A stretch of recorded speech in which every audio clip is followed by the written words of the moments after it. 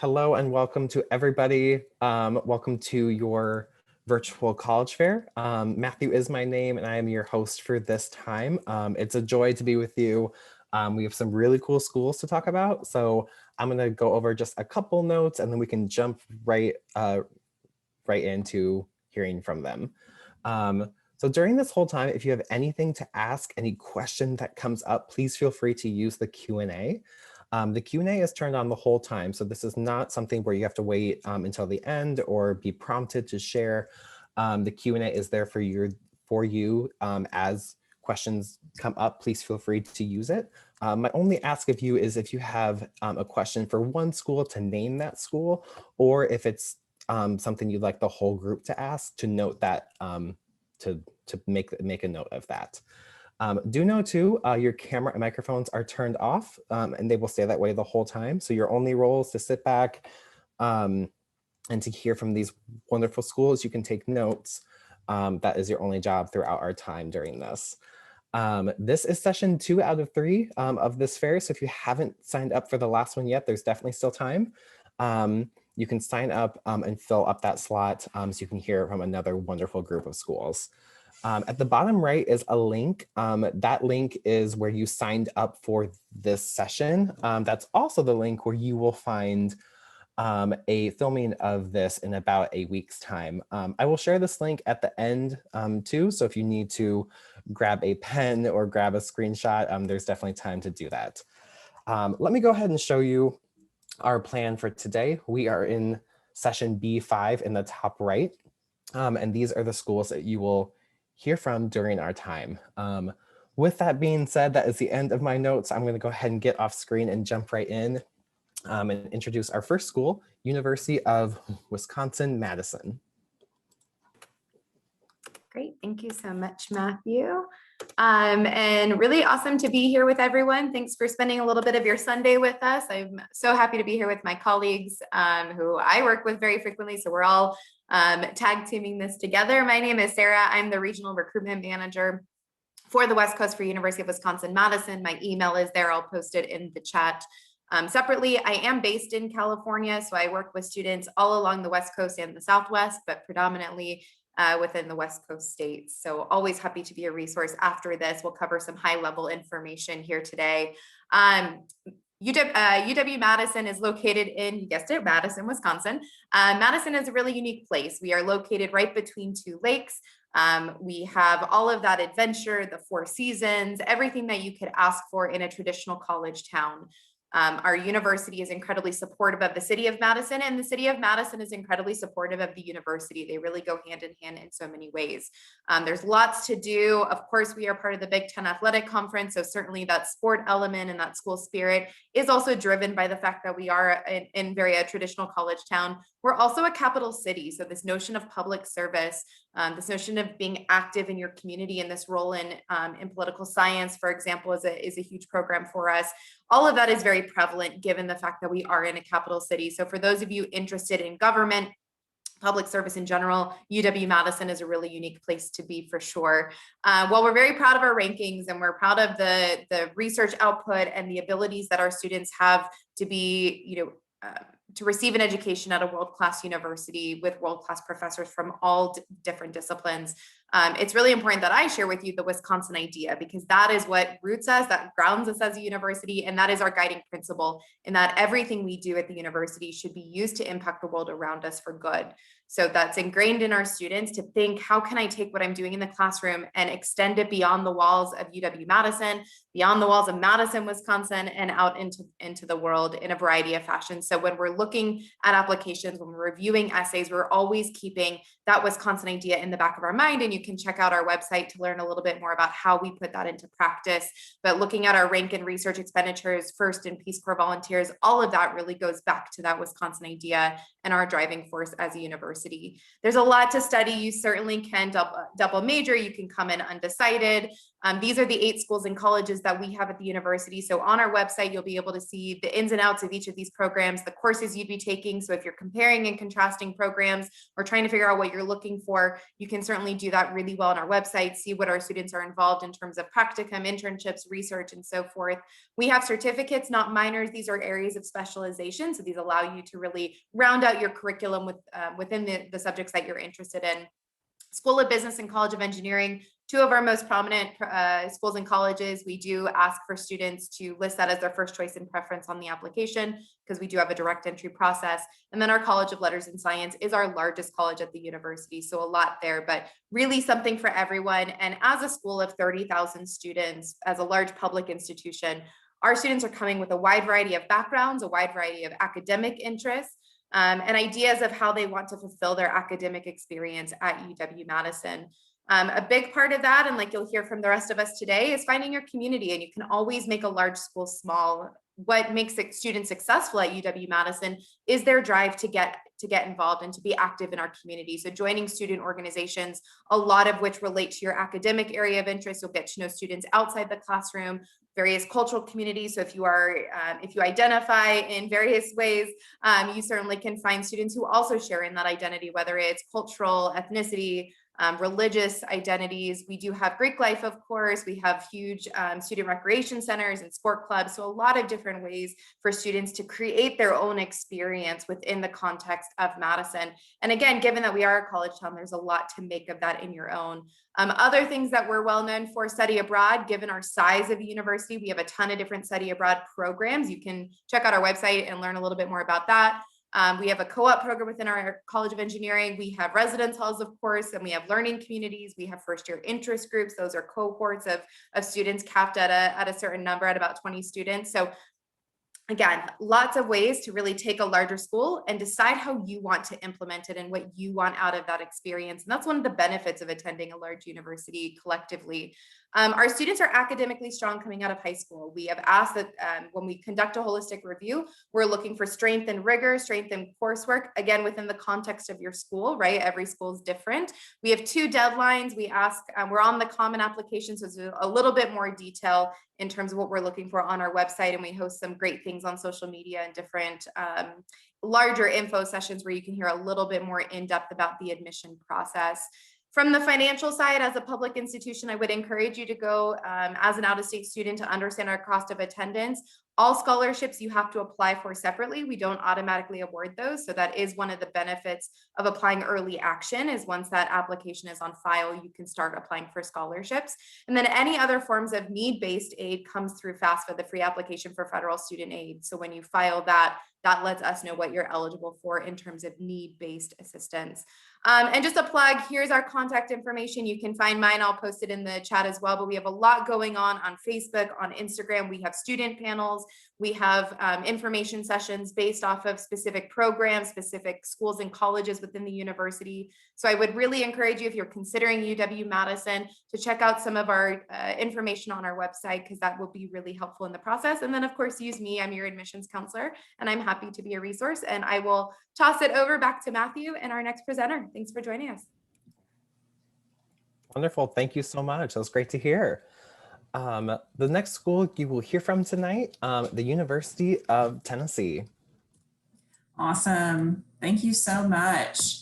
Okay, guys, let me try to get this into presentation mode really quick, and then we will get started.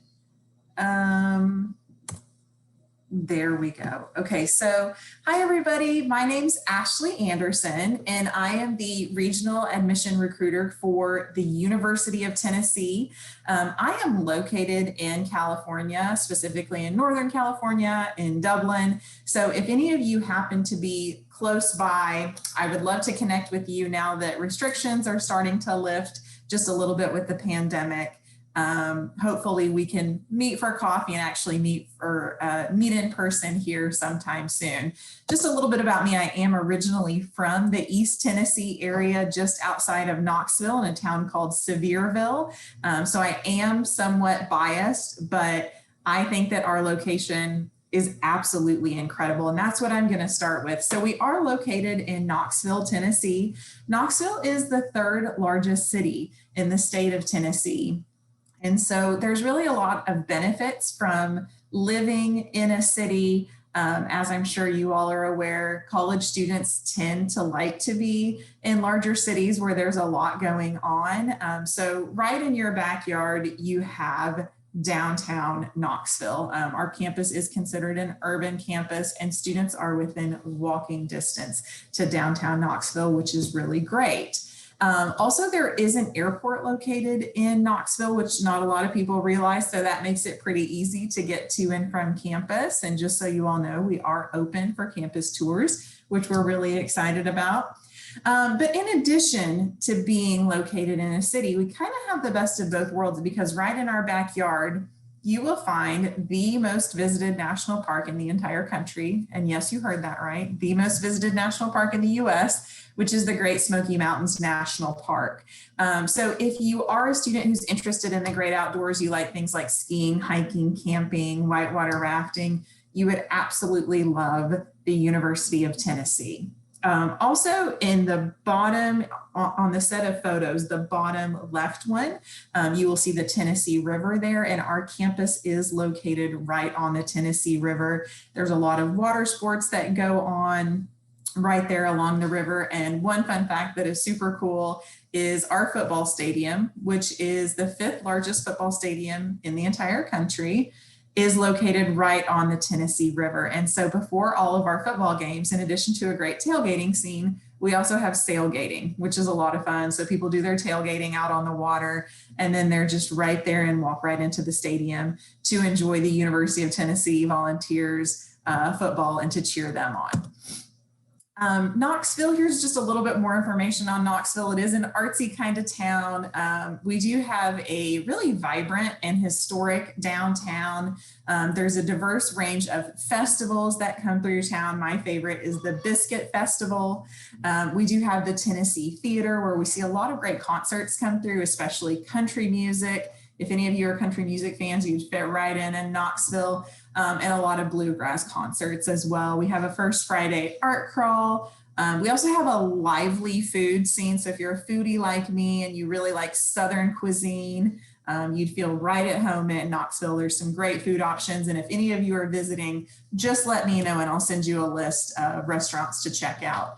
Another benefit of, being located where we are is that because we are in a city, there's a lot of businesses and companies that we're able to partner with. So our students are able to get those internships, or maybe intern with a company or have a co-op with a company, and that often turns into a full-time job after college. So here's just a list of some of the businesses that we partner with. And then at the bottom, you'll see that we have the Oak Ridge National Laboratory that we partner with. This is actually really important because this is as you can see, a national laboratory. Many of the world's top scientists and engineers pursue their research at the Oak Ridge National Laboratory. It's actually where part of the atomic bomb was built. You might have researched about the Oak Ridge National Laboratory, maybe in some of your history classes in high school, but it's really an incredible partnership that we have with this laboratory, and many of our STEM students are able to pursue research at the National Lab, even at the undergraduate level. Here's our beautiful campus. Like I said, we are right on the banks of the Tennessee River, which is gorgeous. And all of our buildings on campus are brick, except for one. So it just has a really nice, beautiful, uniform look. And then moving on here, just a few quick facts about the university. You'll see we are a large institution. Total, we have about 28,000 students. In terms of majors, we offer over 360 different undergraduate programs. So there's really something for everything. We have just about every major under the sun. And then our Division I SEC athletics are huge on our campus. So if you are a student who's looking for a school with a lot of school spirit, look no further. That's what you're going to find at the University of Tennessee. And then what I will leave you all here with is just a list of our majors. Some of our more popular ones are, we have a pre-vet animal science major, which is really popular. We also have architecture, as you can see. We do have a forensic anthropology program on campus. And yes, we have a body farm on our campus. You might be familiar with that. We're very well known for our business programs, also for our engineering programs. We have nuclear and aerospace engineering. We have direct entry nursing, And the list just goes on and on. If you'll have any questions about applying for next year, let me know. We were test optional this year. I have a feeling we will be for this next year. Oh, sorry about that. And then we are planning to have a fully on campus, in-person experience this upcoming fall. So we hope that you will check into us, and thanks so much for your time. Thank you. That was wonderful. It was great to see that dog the whole time. You have great photos of him. We're going to go ahead and move on to our next school of the night, which is the Ohio State University. Great, thanks, Matthew. Hello, everyone. My name is Caitlin James. I am the Regional Recruitment Manager for The Ohio State University. Thanks so much for being here, and it's always a pleasure to be alongside some of my colleagues, and we hope that you have a really wonderful experience searching for some of the schools and what might be a really great fit for you. I know a lot of us are aligned today, and so we're excited to kind of share some of the things that make us similar, but also some of the things that really set us apart from the rest.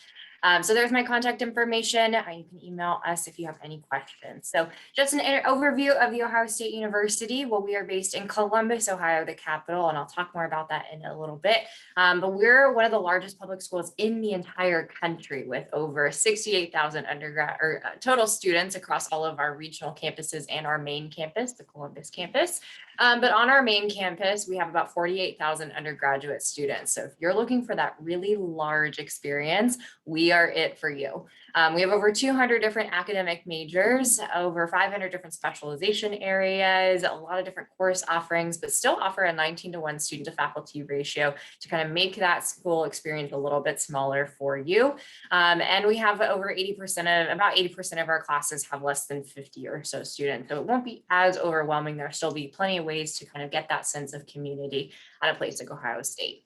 Now, this is some of the colleges and schools that we offer. As I did mention, we have over 200 different majors. So can't top necessarily University of Tennessee with all their academic offerings, but we certainly kind of have a good amount too. So that's one of the things that I love about some of my students is that while Fisher College of Business and Engineering are going to be some of our most popular ones, a lot of students might seek us out for our professional pilot program, for some of our data science programs. We do have agriculture on our campus as well. We're seeing a lot more interest in psychology, of course, political science. We have some combination programs that are pretty cool. A lot of our students will also double major. So there's a lot of things that our students can take advantage of. The other thing I love to share, just a couple of rankings when it comes to that, if that's something that's really driving your college search process. I know you have to start somewhere. So these are a couple that I like to share with our students as well. But either way, you're getting a top quality education, no matter the major that you pursue at Ohio State. Some of the things that we focus on certainly is going to be experiential learning. We want to get you the things that you're taking in the classroom and take them outside of there as well. So whether it be research, you can start off as a freshman, studying abroad when we're able to do so. Again, we have a really large, robust study abroad program, leadership opportunities, creative expression, where you're combining maybe your interest in engineering and dance and how you facilitate those things together. There's a lot of different ways that you can be interdisciplinary with your approach and the things that you do. Digital flagship program, all students receive an Apple iPad because we want to prepare you for success in a tech-driven world. So you'll get that upon your first day of classes at Ohio State. We have a really wonderful transition to college. We recognize students transition a little bit differently. You may feel really awesome in high school. You're channeling into that curriculum. You're doing really great, but everyone's transition to college can be a little bit different. So we want to support you through that with our peer leaders. They're your peers, they're upperclassmen, but they're there to really facilitate your success too. And we continue that on to the second year because we recognize that continued engagement is really important through some of the facilitator opportunities with your faculty members and a stipend that you can apply for as well. Some other programs that I love to share, especially our moral scholarship program. So this is something, if you are passionate about social justice service and diversity, these are something that I want you to encourage you to apply for. This scholarship, these are some of the world changers on our campus, but this scholarship can cover anywhere from full tuition all the way up to full cost of attendance. So definitely apply for that. We have our honors and scholars programs, a little bit different for those, but honors is a little bit more that elevated academic experience, whereas scholars is similar and things that you do outside of the classroom around a particular theme. And then of course we have learning communities that help make that campus experience a little bit smaller for you as well. Now, when it comes to, excuse me, my computer's a little frozen. So when it comes to the city of Columbus, it's probably one of my favorite things that I love to share about. We're the 15th, if it says 14th, we're the 15th largest city in the United States. We're the capital city in Ohio. If you are into political science, Ohio is a very important state, often talked about during any elections and things like that. So there's a lot of activity and things that'll happen all along our campus, but it's a really great thing to be a part of. We're ranked now one of the top cities for startups. So if you're looking to kind of spread your own idea or kind of create your own business, we're a really great startup friendly city. There are lots of Fortune 500 companies to kind of give you an idea of just how far you're going across the US. This is kind of a map. I like to remind folks where Ohio is in proximity to the other states, but this is just kind of how you get to spread your wings and a little bit more about the people that you'll be around and where you'll be when you're in Columbus and in Ohio in general. Now, some of the things I love to share too, we have one of the largest pride parades in the country. So that's something that as we are hoping to all get back to normal, you'll see some more of those celebrations. We're only about 15 minutes to the airport, so super easy in and out. So you're not having to kind of go too far to get to campus. It's really simple there. But there's a lot of things that you can take advantage of. The outdoors, there's over 109 different languages spoken. The thing I probably miss most about Columbus is certainly the people. Now, of course, our traditions and things like that, we love to spell Ohio, O-H-I-O. It won't get all old. It's not hard, I know that, but that's certainly a thing that we love to call out. So if I see a Buckeye across the street, I'll call out O-H and they'll respond back I-O. And it's a nice way to feel a friendly kind of sense of community, no matter how far I might be from Columbus, Ohio, or from another Buckeye in general. Couple of things I'll highlight, especially when it comes to kind of the application process and things to expect. So we are on the common application. We will require your official high school transcript. SAT and ACT test scores are optional for this upcoming year. So if you don't have the ability to take that, perfectly fine. You can apply without them. On November 1st and is our early action deadline, and February 1st is our regular decision deadline. So I'll put some more links in the chat for you to check things out. One last thing, we do have a National Buckeye Scholarship. It is for our non-resident students. So if you want to hear more about scholarship opportunities, certainly let me know. Otherwise, I'll turn it back over to Matthew for our next school. Wonderful. Thank you so much. I'm bringing up a note once again that our Q&A is there. If folks would like to ask anything, they are welcome to do so. We're going to go ahead and move right on to the University of Michigan. Thanks so much, Matthew. Hello, everyone, and greetings from the University of Michigan. My name is Chris Cesaro. My pronouns are he, him, and I serve as the California Regional Recruitment Coordinator within the Office of Undergraduate Admissions, working primarily with students from Northern California, Los Angeles, as well as Hawaii. When introducing students to the University of Michigan, we would first like to reflect on our past as an institution, as well as where we see ourselves going into the future. First, I'd like to acknowledge that the University of Michigan resides on the ancestral, traditional, and contemporary lands of the Anishinaabe people. In 1817, the Ojibwe, Odawa, and Potawatomi nations made the largest single land transfer to the University of Michigan, ceded through the treaty at Fort Meigs, so that their children could be educated. We recognize the history of displacement of Native communities that facilitated the founding of the University of Michigan. We acknowledge the sovereignty of tribal lands, and we reaffirm contemporary and ancestral Anishinaabe ties to this land, as well as the profound contributions of Native Americans to this institution. Just as we acknowledge the ancestral lands on which we live, we also feel compelled to speak to both the reality and serious impacts of racial injustice in our country. Black Lives Matter, and we acknowledge the active role our university must play in the conversation around these injustices and in forging a path towards positive change. Our efforts begin in fostering a diverse, equitable, and inclusive community for our students, faculty, and staff here on campus. Recognizing that U of M is a predominantly white institution, please know that our ongoing focus, spearheaded by our DEI, Diversity, Equity, and Inclusion Office, on improving our climate of diversity to be supportive of all. Personally, I'll be tuning in this upcoming Wednesday as our multi-ethnic student affair organization hosts the opening ceremony for AAMPI, which is Asian American and Pacific Islander Heritage Month. In terms of our general overview, the University of Michigan, in case you're not familiar, is a large public research institution that was formally established in the city of Detroit in 1817 and moved to our current location of Ann Arbor in 1837. Ann Arbor is located in Southeast Michigan, about 45 minutes west of downtown Detroit, and moved to our current location of Ann Arbor in 1837, as I mentioned. Ann Arbor provides both a vibrant city feel with more than 300 restaurants and has great access to nature as it is nestled alongside the Huron River. University of Michigan has a little over 30,000 undergraduate students on campus, with slightly more than half coming from in-state, the state of Michigan, and the rest coming from across the US and world. California serves as one of the largest out-of-state populations. Not only are we geographically diverse, our students are coming from a diversity of backgrounds, religions, races, cultures, as well as educational interests. 14% of our students identify as the first in their family to attend college. 18% of our students are Pell eligible. 27% of our students self-identify as students of color, and 70% identify as members of the LGBTQ+ community. The geographic and ethnic diversity located that you see on the slide here, indicate that your experience will be enhanced by the students who are coming again from all over the country as well as the globe. What attracts students to the University of Michigan is our commitment to the undergraduate experience. We offer a wide variety of academic offerings with over 280 degree offerings across 14 undergraduate schools, robust 15-to-1, 1:5-to-1 student to faculty ratio.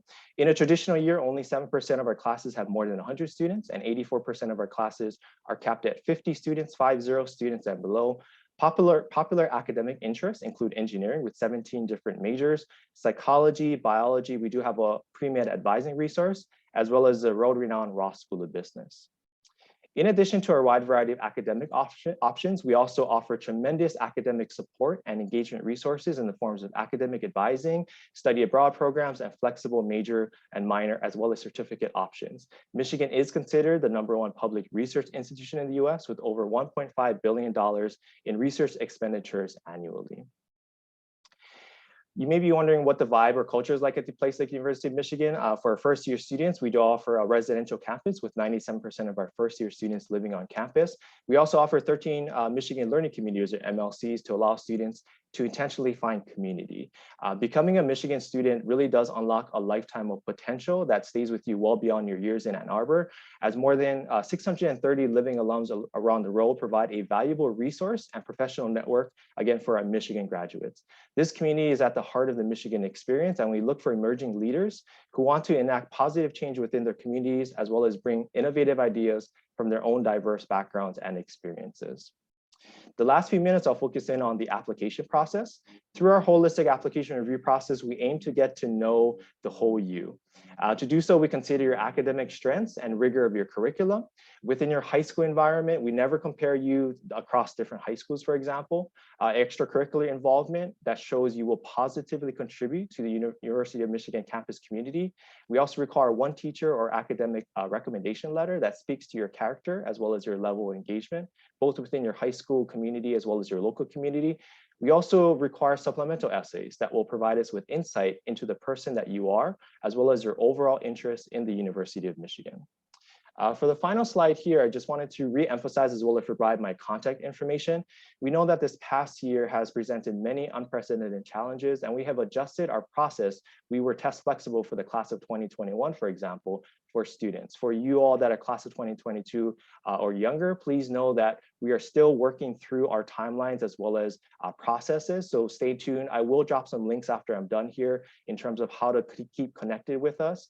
I want to reassure you that we are all in this together. Michigan does offer early action as well as regular decision as well. Those dates were adjusted this past year, so TBD or to be determined for the future dates for, again, you students that are class of 2022 or younger. We hope you learned a little bit about the University of Michigan. Again, my contact information is on the slide in front of you. I'll be sure to drop my information as well in the chat, but I'll go ahead and end now and turn it back over to Matthew for the next presenter. Great, thank you so much. That was wonderful. The next school I would like to welcome is the University of Minnesota, Twin Cities. Good afternoon, everybody. My name is Rachel Tanner. I am the National Recruitment Coordinator for the University of Minnesota, Twin Cities. Thank you very much for being here today. I'm excited. I'm the California Recruitment Coordinator, specifically work with students from the Western US, so feel free to reach out to me with any questions. I am wrapping today's session up with another Big Ten. So just to give you kind of an idea of who we are as an institution, we are a large public institution, 31,000 undergraduate students, 900 student groups, 150 majors, Tier 1 research, and we're right in Minneapolis, Minnesota. So we're about a mile outside the downtown, where students aren't looking up at the skyscrapers as they go to class, but they're always looking at them. This is the main part of our campus. You can see on the screen here. You catch that train 10 minutes one way, you can see those skyscrapers. That's downtown Minneapolis. 20 minutes the other way is the downtown of St. Paul, which is Minnesota's capital. So really fun and unique environment for those students looking for a Big Ten experience in a major metropolitan area. We do work to bring our students breadth and depth academically. We have 150 majors, 135 minors, as well as many graduate and professional programs. So for those of you thinking about medical school, law school, veterinary school, PT, OT, we do have that on campus. And we'll also have community pre-professional advising right away your freshman year. So if you're a pre-med student, you can go to the Pre-Health Resource Center. They'll make sure that you're on track academically for the medical program you're interested in, but also taking advantage of those other opportunities on campus, like doing research as doing a study abroad program or volunteering at one of the hospitals either on or around our campus. Despite our large size, we do try to keep those class sizes small. So 80% of all classes are 50 students or less, 65% of all classes are 30 students or less. So your big classes will be generals. We do that intentionally to make sure you can get through them and then get into your major. We don't want you getting caught up because you can't get into chemistry 1001. We're always going to pair those with a discussion or lab. So you have a breakout session, not to learn anything new, but just go over what was taught in lecture. So you have a space to ask questions or get help on something in a smaller classroom setting. Again, we are Minnesota's land-grant research institution. So if you are interested in doing research, the majority of research happening in the state of Minnesota does happen right on our campus. So you can start doing that as early as freshman year. Oftentimes in your first year, that looks like pairing up with a faculty member and doing research alongside them. But in your second, third, or fourth year, you can actually submit your own research proposal. So there's a question you've always wanted the answer to. Submit that to our undergraduate research opportunities program, and we'll give you the funding to do the research yourself. When you apply to the University of Minnesota, you apply directly into one of our 8 freshman admitting colleges.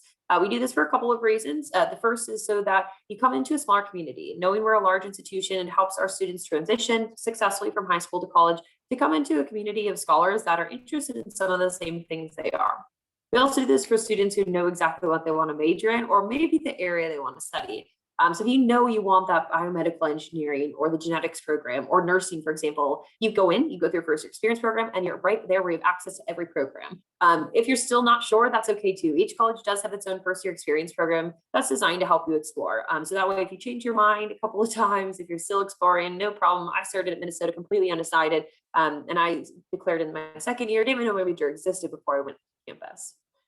Some of our popular majors are in the health sciences, direct entry nursing, genetics, microbiology, neuroscience. We also see a lot of my West Coast students looking at our product design and architecture program, our sport management program. We are nestled in between 6 professional sports teams, animal science, because we do have the pre-vet track, political science, psychology, of course, and our business school, as long as the 13 STEM programs and the engineering degrees. Like a good big school, we have a lot of opportunities for you to get on campus and get involved. 900 student groups, 200 student cultural groups, and 12 student cultural centers. So a lot of ways to get involved, whether that be academically based, interest-based, identity-based. Again, just really finding your niche on campus and making this large school feel a little bit smaller. We have a massive study abroad program. So if you are interested in studying abroad, definitely check that out. We highly recommend our students study abroad. So we do have programs that work with every degree, including engineering, nursing, design programs, our BFA. In fact, our business school actually requires that students study abroad, so we will make it work for you. Most of our students choose to live on campus their first year. We do have a number of living learning communities. So if you do want to go through your first Minnesota winter with some other folks, you can check out one of those. We'll teach you what hot dishes, bring you ice fishing, some fun stuff like that.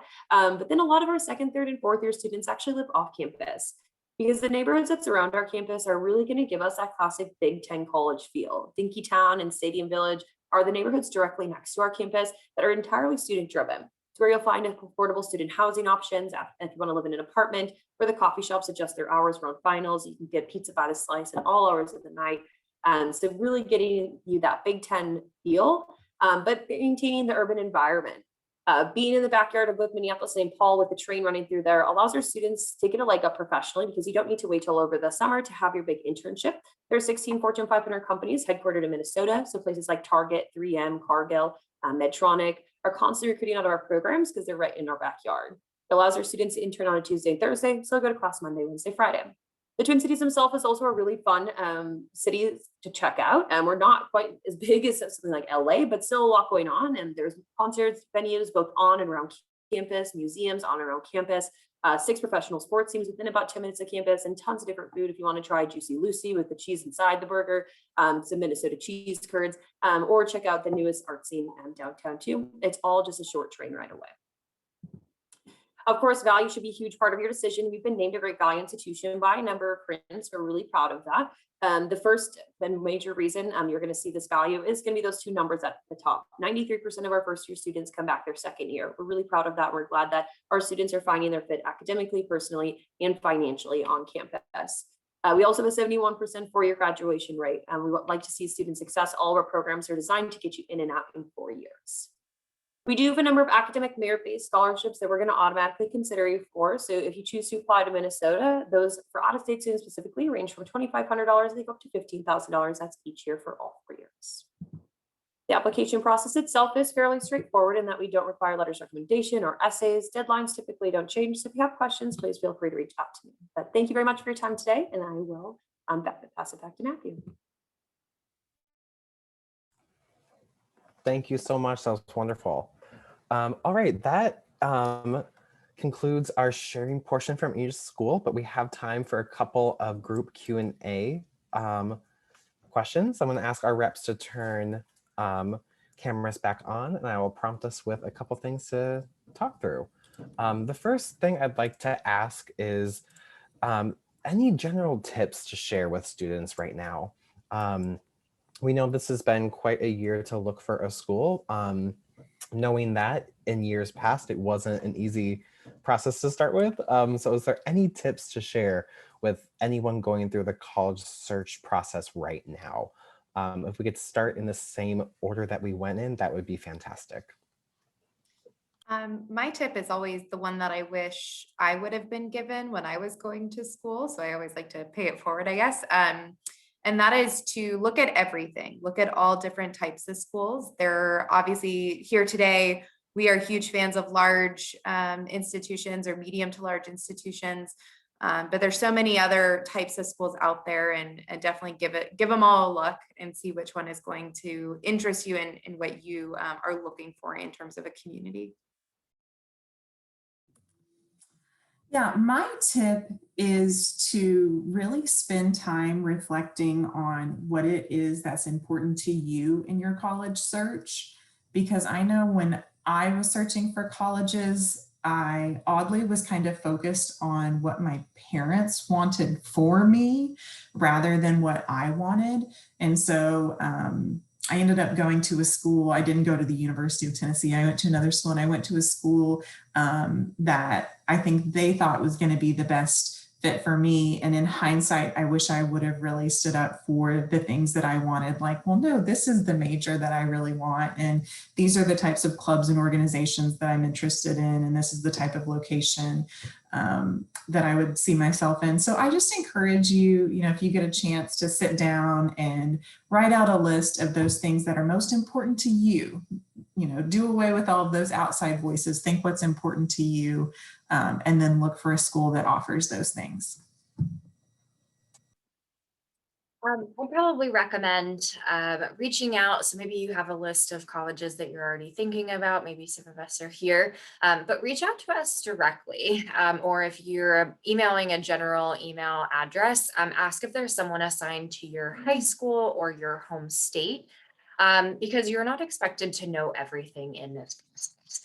We are here to really help you know what you need to be doing at this time. And that's kind of why we do this job. We know that there's so much going on in your lives, and we want to make sure that you have access to every opportunity that might be a good fit for you, whether it be financial aid or scholarships or a really unique program. I know one student that I worked with this year she came to my virtual visit, and she applied to 2 programs only because I told her about them, and ended up getting into both of them because of that. So you never know what those connections could really provide for you and help you throughout this process too. Yeah, all great advice. And I think I echo my colleagues in saying, do what is best for you. Give yourself some grace, number one, but realize that this is a new process for many of you. So give yourself the time to put into it, because you get out of it what you put in, what kind of general rule in life as well. But reach out to us. We are human beings, right? We're here on a Sunday. We're excited to present to you.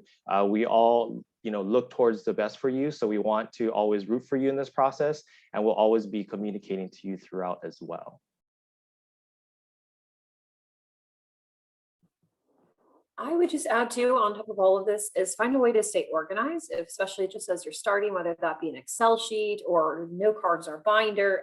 As we're giving you all this information, write down the things you like, or maybe what you don't like, if specific majors that stand out. This is really going to come in helpful or handy too when it comes to deadlines. That way, as you're balancing these, you don't miss that big deadline for the scholarship consideration. So I'm a big sheets person. I like that, but find a way that helps you stay organized. It'll help you make sure you get at those deadlines, but also as you help you narrow down, and you might find some patterns too, in things and types of schools that you're really drawn to. Absolutely. Those are wonderful tips. Thank you. So my last question to ask is one that I've been thinking about so much as schools start to open back up a bit more, and we've all, I think, thought about like things that we missed over the past year. But what is your favorite event that you do every year that's part of your school? Part of our university, is that the question? Yes. Oh, I see it on the screen now. Sorry, y'all. So the one that is a student favorite is the Battle of Bascom, which is the annual snowball fight. So that is for those of you, especially on the West Coast, like me, I never saw snow until I went to college. That's a very fun tradition. I think for many, it signals the time of the snowy season, and just something that students really enjoy. Sounds like fun. At the University of Tennessee, I already talked about one, which is sailgating. I just can't get enough of that. I think that's a super cool tradition and very unique. But in addition to that, before all of our home football games, we have a parade that goes throughout campus. We have an incredible marching band called the Pride of the Southland. So they lead the parade, as does Smokey. I know a few of you mentioned that you saw Smokey, our adorable mascot, a few times throughout my presentation. And then of course the cheerleaders and the majorettes and the football team, everybody goes through campus, and then all of the students and fans get to cheer them on and be super close to them, which is just really fun and helps you feel that school spirit element even a little bit more. So I think one of my favorites I shared with you that we love to spell Ohio. So given that our stadiums have 4 sides to them in the oval, we call it Stadium Ohio. So you'll hear O-H-I-O boom around and around the stadium to kind of intimidate our other opposing team, maybe our rival. They'll have to share that with Chris too. One of my other probably favorite things is that we put during rivalry week versus the University of Michigan, we don't actually say that word that week, but we put X's on all the M's. So it's one of those funny things that we have within the Big 12 that kind of makes the spirit really draw alive, but in sense is all good fun too. Thanks, Caitlin. I'll say go blue, number 1. Number 2, in honor of Pi Day, right, 3/14 today, spinning the cube on campus right near our Office of Undergraduate Admissions is a huge tradition, one that's very much part of when students will visit campus, something to do, something to take a photo of. So I'll leave it at that in the interest of time, but just want to end with go blue. Turn it over to Rachel. Thanks, Chris. I would say my favorite tradition on campus or event that we host is a spring jam. It's basically homecoming, but in the spring. So a couple weeks before finals, we bring a carnival, literally carnival to campus. So rides and all these food vendors. And then we host a series of concerts all week. So anywhere from Battle of the Bands for our student artists, all the way up to having some big names like Lizzo in the past. So it's a really fun way for students to just let loose, enjoy themselves on campus before they have to buckle down for finals. Awesome. These all sound so fun. And thank you, Chris, for the note that it is Pi Day. I forgot completely. So now I know what my next meal will be. Thank you all so much. That ends our time. I had such a joy to hear from all of your wonderful schools. So a big thank you once again from all of these reps who shared all of these wonderful things. And a big thank you for all of you who joined us on a Sunday. It's wonderful to have you here. Just a couple of wrap-up notes. When I close out of this, a survey will pop up. If you could fill that out, that would be great. This is session 2 out of 3, so you still have time to sign up for the last one of the night and fill your last time with some more wonderful things, some more schools. And there's that link that I said at the start where you will find a filming of this and all of the rest of the schools as a part of this fair. Just give us about a week's time or so and you will see it there. All right, everyone, that ends our time. Thank you so much. It was great to be here. Have a wonderful day. Bye.